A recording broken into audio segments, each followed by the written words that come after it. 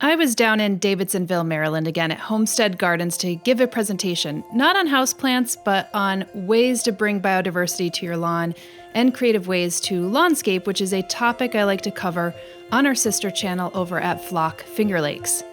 Homestead Gardens is a very cool independent garden center, curating all sorts of lifestyle and home decor products, garden lifestyle, plants, and more. So I figured I'd meet up with their garden supervisor to take us on a quick tour of their houseplant selection.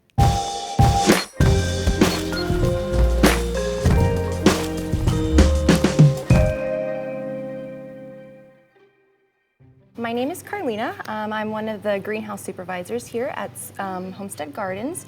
We have 3 locations. This is our main location here in Davidsonville. We have another smaller location in Severna Park, and then we have a 3rd location in Smyrna, Delaware.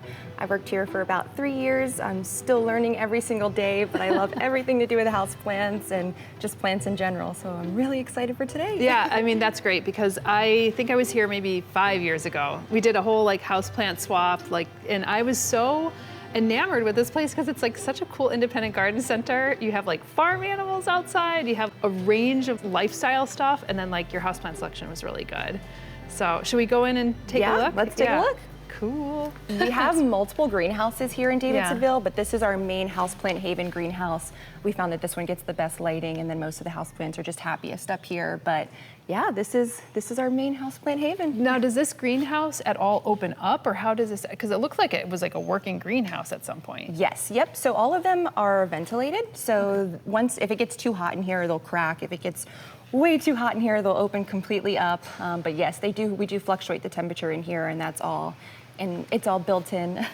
Do you grow any of your own houseplants, or you kind of get them in? We mostly get them in. We get a lot of them from Florida. Yeah. We do have a grower on site, Tidal Creek, and we do get some of our houseplants there as well. But most of our plants there are our annuals and our perennials. Right. Okay. Well, take us through some of them. I mean, it looks like you have a absolutely. lot of philodendrons. Yes. You have some bigger Tons of dracaenas over here. Yeah, tons of scheffeleras, huge money trees.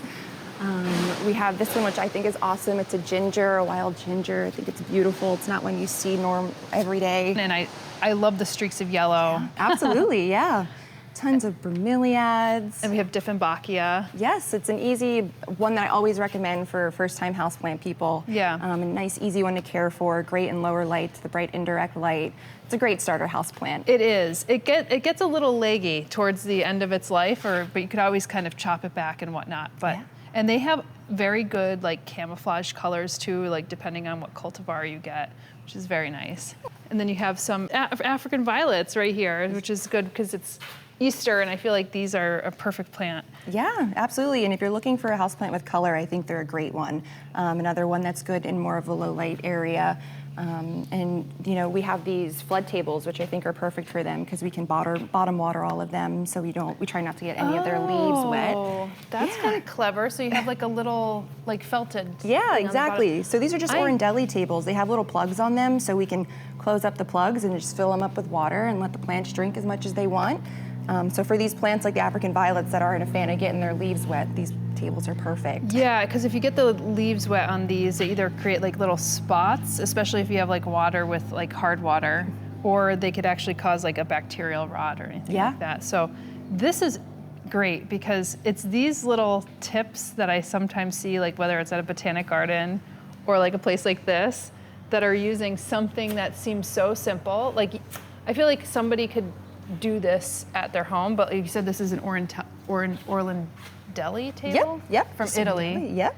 Okay, so that's what this was made for then. Exactly, yep. They're all made for bottom watering, and it's really helpful too if it's busy in here with a lot of customers and we can't kind of drag a hose out to hit all of them. We can just plug them right up and fill up the tables and let the plants just drink as much as they want. How often do you have to kind of swap out this felt? So that's the tricky part with them. They do get dirty pretty often. So what we usually do is once a week we try to just sweep off as much of the soil as we can off the tables. Yeah. And then all you have to do is drag those felts off and just spray them down, and it takes most of the soil off of them. Sometimes they do get a green algae on them as well.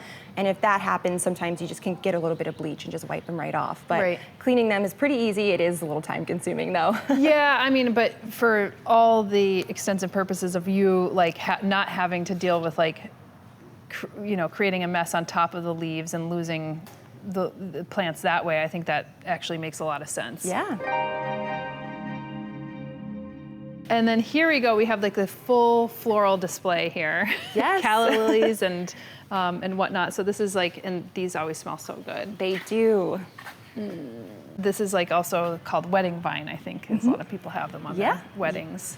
We usually try to keep this table for our seasons, so anything that's coming in that's bright and beautiful that customers want right off the bat, we try to throw right up front. Everyone's very excited for spring, so we have our spring color up here and trying to get people in the mood for plants. It feels like it came early, but then I'm like, I thought because you're a little further south than where I am, like in New York, like it would just be a little bit more springy here. Yes, yeah, you never know in Maryland. So we've had 70-degree days these last couple of days, and then we're going back down into the 40s next week. So it's kind of like our fake spring right now that we're in. Right. It gives you a little taste. Exactly. Now here's some good aglaonemas, right? Yeah. And so we have some really beautiful ones right here. And these remind me of the Dieffenbachia. They're in the same family. They could have really different colorations and kind of a bit more of that camouflage coloration to their leaves. Absolutely. And another easy house plant, another good one for, I think, beginners. And you have the thin leaf varieties. I don't always see these. These are cute. Like I first saw these in Thailand and I was like, I never saw such thin-leaved aglaonemas. Yeah, I was definitely shocked when we got this one in. At first I was a little surprised as to what it was, and I learned it was another aglaonema, and I had to bring one home. Trending tropicals, here you go. That's their aglaonema collection. That's really cool to see because I hadn't seen this one. It was very difficult to get it on the market. Yeah. You had to kind of get it as a smaller plant. So to see it actually growing out, this is pretty neat. This one's another really cool variety. Oh yeah, look at which that. I fell in love with when I saw it too. Yeah, it kind of reminds me of like those spathiphyllum leaves, but they have like a little, absolutely kind of coloration. I haven't seen that one either. What cultivar is this? Spathonema it's called? I don't know if that's the actual cultivar name, but that is an interesting one.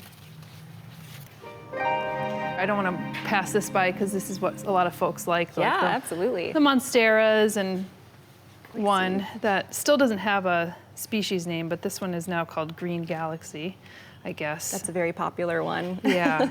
I mean, having that like kind of bullate texture. Yeah. Nice plant.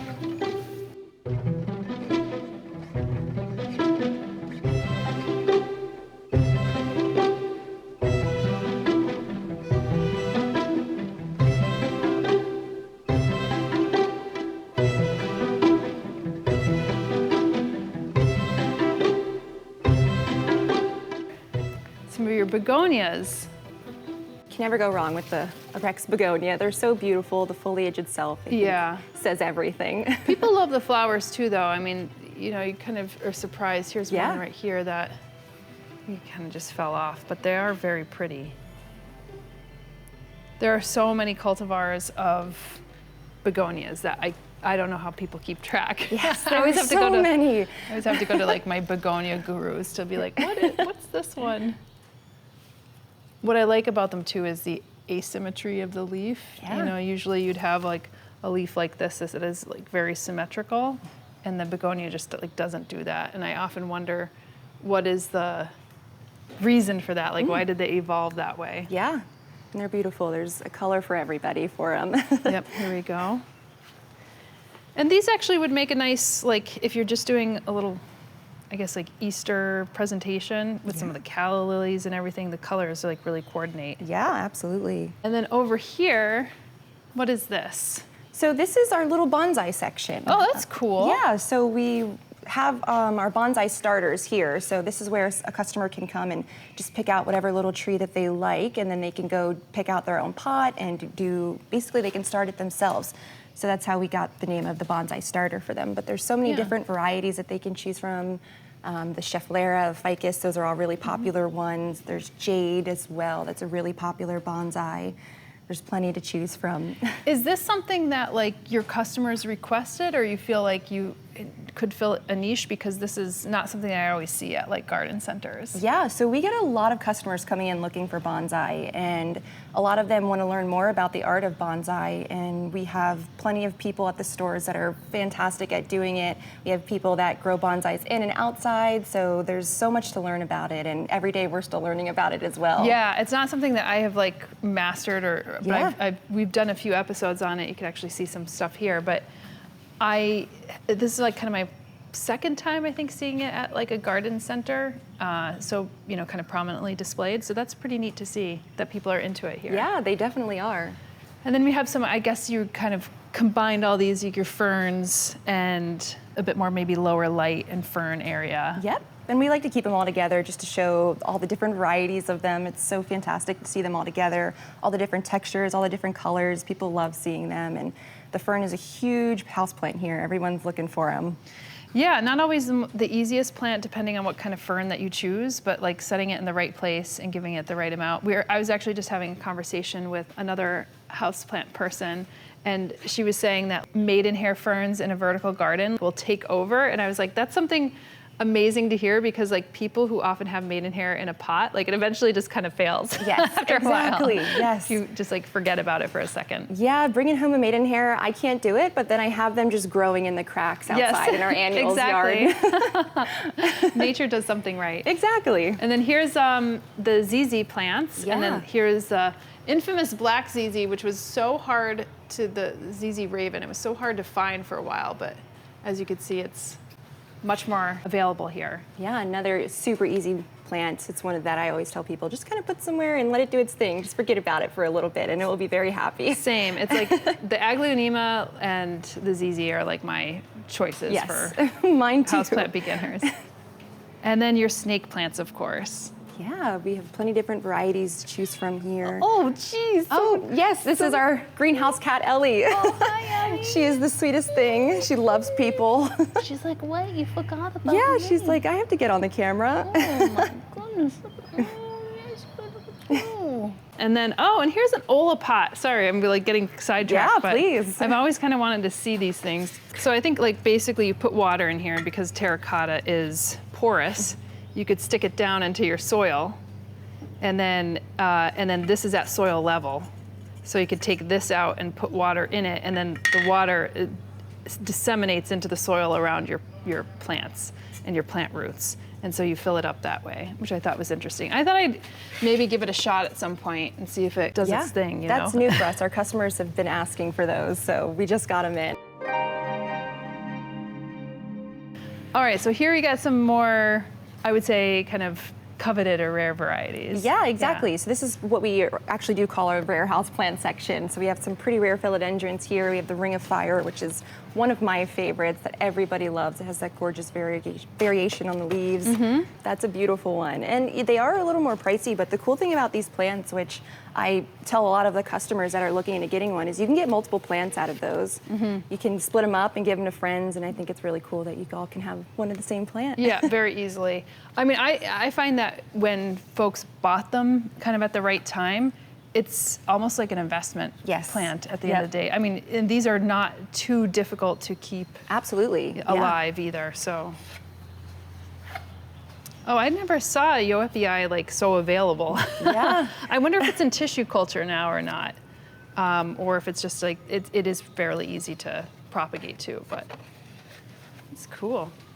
And of course your anthuriums. Yes, another beautiful blooming houseplant. The blooms last so long, so if you're looking for one that has color, this is a fantastic one. And then the one everybody loves here. This is our strawberry philodendron. Which is similar to a pink princess, but I feel like has a little bit more orange and a much more wider leaf. Absolutely. Well, this is lovely. Thank you so much for the little tour. I think we're gonna poke around the other parts of Homestead Gardens so that people get like a real sense of the place, because I just think it's like such a charming place. So if anybody's in like Davidsonville, Maryland, you should definitely give Homestead Gardens a try, because it is like one of the cooler independent garden centers that I've been to, and maybe we could peek around and see some animals too. Thank you so Besides much. Ellie. Exactly, besides Ellie. Thank you so much. Yeah, thank you. Stay tuned here because we have some great plant tips and field trips coming up here on Plant One On Me. And please help us grow the love for plants by becoming a subscriber and a sustaining member of this channel.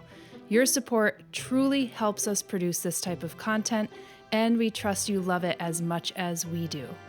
In the meantime, check out our online houseplant courses and online offerings on sites like homesteadbrooklyn.com and houseplantmasterclass.com.